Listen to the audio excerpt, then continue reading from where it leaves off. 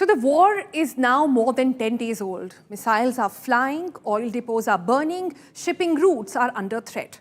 But the real question now is, where does this war go next? There are three possible paths that are emerging that we've got listed out for you. And for India, each carries a very different economic shock. If the war stresses, or in fact goes on, lingers a little bit into a month or longer, the biggest danger lies here, the Strait of Hormuz. Nearly 1/5 of the world's oil passes through this very narrow channel. If Iran blocks or seriously disrupts shipping, the global oil supply could snap. Prices could surge to about $150, even $200 a barrel. Now, that would trigger a global economic shock. Fuel costs rising everywhere, inflation surging again, economic growth slowing. Some economists even warn that this could trigger another global inflation wave.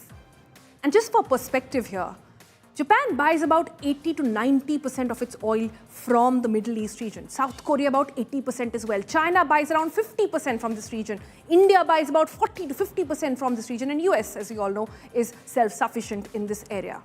Meaning, higher the dependency, higher the impact on each of the countries.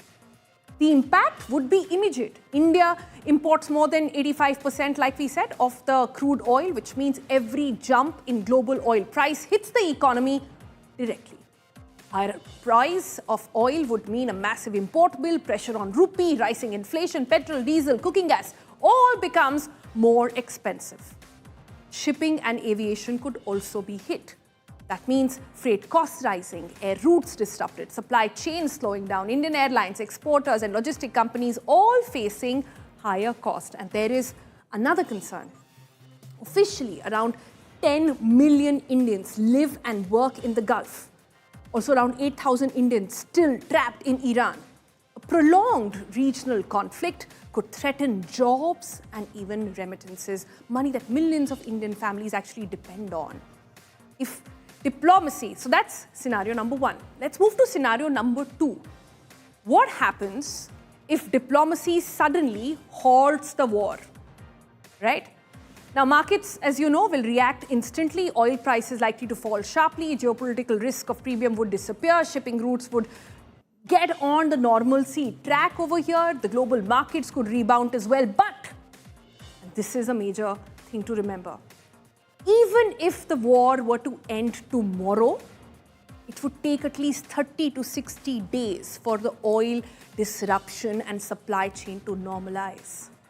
That means for India, it would not bring immediate relief, in fact, for any country in the world. Fuel prices could ease out, but only in about, like we said, 30 to 60 days' time. Inflation fears, of course, would cool down. Rupee would stabilize, just the opposite of everything we told you in the first scenario, right?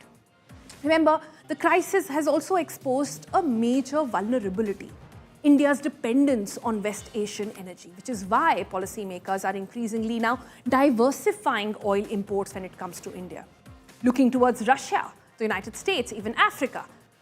But the most likely outcome is outcome number three, scenario three. Let's put that up for you, where there is neither an escalation nor peace. Instead, a controlled conflict, meaning missile strikes, cyber attacks, proxy warfare, but carefully calibrated to avoid a full-scale regional war. Iran continues its limited retaliation with drones, missiles, proxy groups, all of it. Israel responds with precision strikes as well. Again, military strikes, energy, infrastructure, strategic targets, all of it. But the conflict continues. However, the both sides stop short of triggering a total war. Oil becomes the pressure point. Iran may, avoid fully closing the Strait of Hormuz. That would trigger a massive global retaliation, right? Instead, occasional disruptions, harassment of tankers, insurance costs soaring, oil price remaining volatile, but not catastrophic. Likely hovering between 90 to 120 dollars a barrel. For India, what does this mean? Scenario number three. This becomes the most uncomfortable scenario. Not a crisis big enough to trigger global intervention, but unstable enough to keep oil prices expensive, meaning persistent inflation pressure, weaker rupee, higher fuel cost. Financial markets would remain nervous. Foreign investors tend to pull money out when geopolitical risk stays elevated, remember? Meaning again that frequent market sell-offs, sharp rallies and sudden corrections. So, three futures now lie, or three scenarios now lie ahead. A long war that shocks the global economy, a sudden ceasefire that calms the markets but takes time to get things back on track, or perhaps what now many are saying the most probable outcome, a tense shadow conflict where the war never fully ends and the oil markets remain permanently on the edge.